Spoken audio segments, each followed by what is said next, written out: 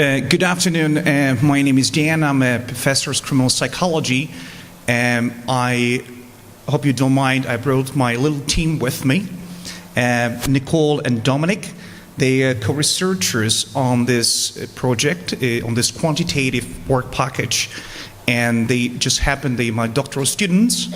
The reason I actually brought them here and asked them to talk about our work is because, first, they do it for free. They volunteered to work with me, and so they do it for free. And second, they do it because they like working with me. So that's probably the why they're here. Said we're not allowed to disagree with that, by the way. Okay, don't forget you got a doctoral exam to pass. So what we're gonna do within 20 minutes, and I promise to keep the 20 minutes because I'm afraid of lawyers, and I'm afraid to go to jail if I, exceed time. We're gonna talk about aims of our package and about sampling procedures very briefly, about the survey methods and proposed analysis. Our job is to assess the effectiveness of the game. So I won't be making any introduction because Jill and Dave done a great job. So we go straight to the point. So, in order to test the effectiveness of the game, first we need to know what's the problem in a population.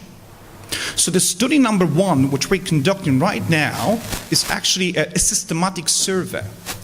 And we are trying to create a psychological profile of children in Barbados and Grenada. Why psychological profiling? A lot of people are probably asking, not just because I'm a criminal psychologist and I spent 7.5 years in prison, working in prison, not really doing time. Well, actually, a lot of people don't believe, my students don't believe, because the way I look. Let me just give you an example. I just completed a study, a project, where I investigated the level of psychopathy and child abuse in 10 randomly selected prisons in Poland, maximum security prisons for males only. Previous literature suggested that there is between 25 to 50% of psychopaths in prison, in maximum security prisons. How wrong they were. They used wrong methods, wrong statistics, everything it was done so far, I have to say, is incorrect. Using profiling analysis, latent profile analysis, and in representative sample, my research showed that it's only 7% of psychopaths in maximum security prisons. And the most important, why I'm saying this, because the level of psychopathy, the 7%, was predicted by child abuse.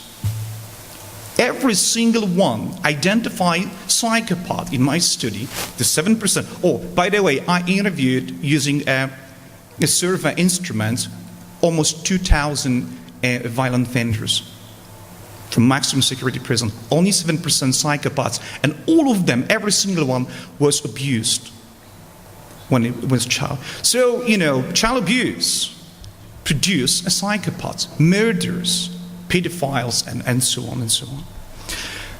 I decided that we're gonna use the exactly same advanced methodology in this project. We want to know what's the problem. And then if we know what's the problem, we're going to select a certain psychological, sociological concepts in order to test the effectiveness of the game. Dominc will cover actually the concepts we covered in our survey. In terms of the sampling, we had quite a good discussion yesterday with the team from Barbados and Grenada. And we'll be using a systematic sampling in order to get representative sample of children and young people in two countries.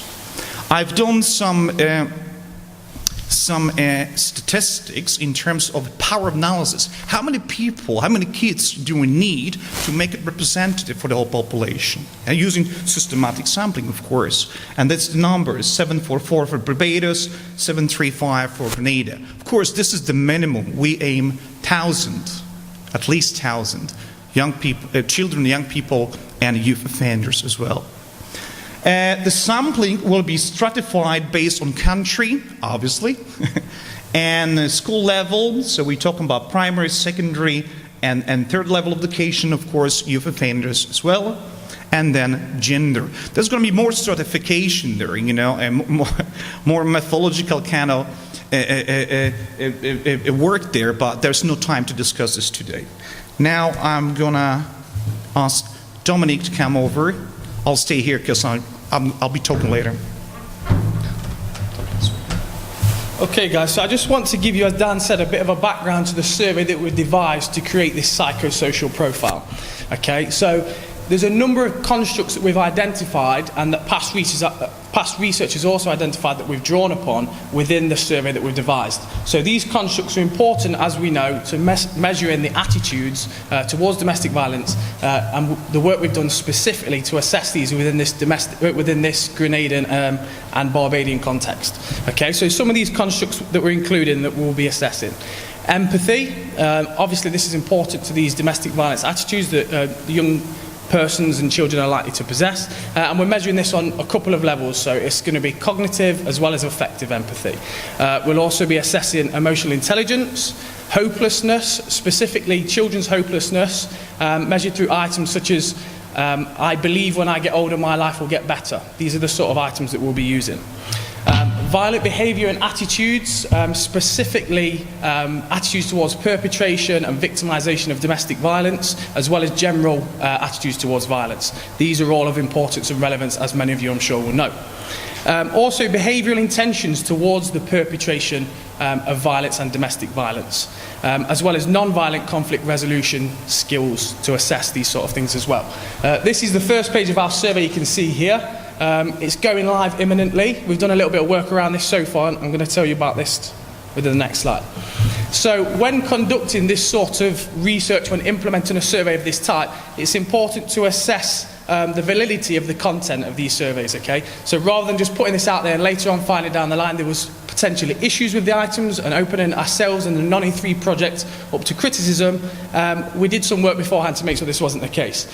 So the survey was submitted to both the team in Barbados and Grenada, to all members of the Non-E3 projects, everybody that's experts in their fields respectively, to look at the items we've created and devised and say, what do you think? Are these items applicable? Are they relevant? And we've used that feedback not just within the Barbadian, the Caribbean context, but within the UK as well. We also, the survey that was devised was sent out to the team in Barbados, and they did some good work around this, as well as a pilot study we did in the UK as well. I say we, UNRI did the good work in the Barbadian context, as well as Jill in the UK. And essentially all this feedback, all this information we got by piloting this survey with those relevant young persons in the Barbadian context as well as in the UK context, have given us the feedback we need. We made some amendments to the items to ensure that they're relevant. We reworded some items to make sure that they applied specifically within this Caribbean context. The survey, like I said, is imminent. It's ready to go at any point. No pressure, as Dan said to the guys here that's going to be implementing it, but we need at least 2,000 people, probably 1,000 in each respective island, as for statistical purposes. And then once we've got that data, once it comes back to us and we're ready to work with it, we'll conduct some further psychometric analysis. Dan as a statistician, us as his students will tell you this is what we call sexy statistics. So 21st century statistics that other people that have done this sort of research in the past haven't conducted, almost have had missed opportunities in terms of getting the high-end sort of insight into this problem of domestic violence and the attitudes with these young people and children. And to do this, we're doing things such as, I'm sure you're all well aware of these techniques, factor analysis, bifactorial modelling, and multi-trait, multi-method analysis, as well as some composite reliability. That's everything. Nikki? Okay.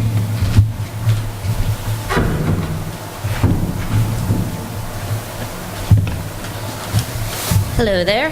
Can everybody hear me okay? I'm not always as loud as these two. So as Firstly, every presenter has said today or has demonstrated None in 3 is an incredibly innovative research project, and hopefully you've come to realize this and agree with that as well. And more recently, Dave just talked about one of the most innovative components about it is that we're developing this computer game to hopefully reduce attitudes and behaviors relating toward violence. Now, in order to do this, this brings us to the second stage of the study. And the second aim is therefore to test the effectiveness of this game, specifically as it relates to attitudes and behavior change, utilizing a systematic sample of young people and children. Now, within this second stage, we have a mixed within and between design. What exactly that means is that first we're going to have the baseline assessment, and then we're going to have the intervention, which is the game, and then after that we'll have the post-intervention assessment. That is a within component of the study. Additionally, we're going to have our participants being broken down into an experimental group and a control group. Now that is the between aspect of the design. And that brings me to the study procedure. So students in the experimental group will be exposed to the game, which aims to foster attitude and behavior change and facilitate empathy as well as non-adversarial conflict resolution skills. Students in the control group, however, will not be exposed to any intervention aside from what might already exist within the school's curriculum. However, the same survey is going to be administered to both experimental and control groups in order to observe the possible changes that result in the attitudes and behaviors that are a direct result of the game itself. So in this regard, this part of the study is going to be evaluating the effectiveness of the game itself. So how exactly are we going to do that then? Well, the first thing we're going to do is the data that we've collected by the printed surveys, once we get them back, are going to be entered into SPSS. That's going to be a really fun process of entering 2,000 plus surveys that have been printed. Dom and I are going to be tackling that task. Next will be data merging, cleaning the data, and then conducting data analysis. Now that's going to be done by the entire team, Dan, Dominic, and myself. And then with regards to the specific analyses, as Dominic kind of said, we're going to be doing some sexy statistics. We'll also be doing some more basic statistics as well. There's a variety of statistical analyses we'll be doing. This includes a repeated measures ANOVAs, analysis of variance, structure equation modeling, latent profile analysis, which Dan's kind of talked about a little bit already, and propensity score matching technique.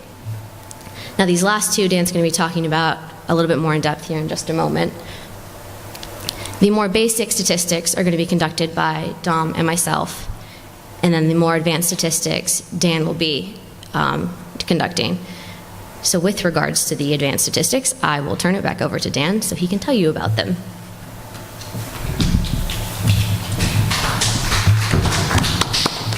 You deserve it. Yes, the fun part is actually research methods. I already told you about profiling population. Nikki also mentioned about looking at a change in attitudes over time, before the intervention, after the intervention. This is what I call old school, and many times in research it's not working. I am a statistician, I'm a research methodologist, but I'm a 21st century methodologist. I don't use old methods. They've been used so many times, and people manipulate statistics to get the results. When you're a statistician, you open a journal article and you read numbers, you say, there's something wrong. Actually, I know what's wrong. I can actually point. These days, we use profiling techniques in order to see if the profile of the population, it's like, you know, like we criminal psychologists, we cannot create a psychological profile, let's say, of the murderer, right? I'm sure you're familiar with that. This is what we're gonna do with children. They're not murderers, right? We'll be using different concepts. Dominic mentioned about these concepts. So we will create a profile, psychological profile of children in Barbados and Grenada. Now, we wanna see if the profile will change after the game intervention. And that is the most innovative part of this study. Never been done, except I did it in prisons, but not with children.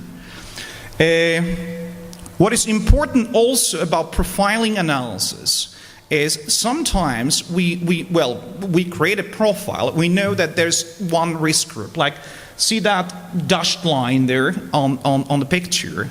That is something coming from my research from prison. This is the high risk group. They score high on everything which is dangerous. Okay, let's put it that way. And there was, let's say, 20% of the population, prison population. If, let's say, we identify this high-risk group here in Barbados and Grenada, and let's say there's 25% of kids, at risk.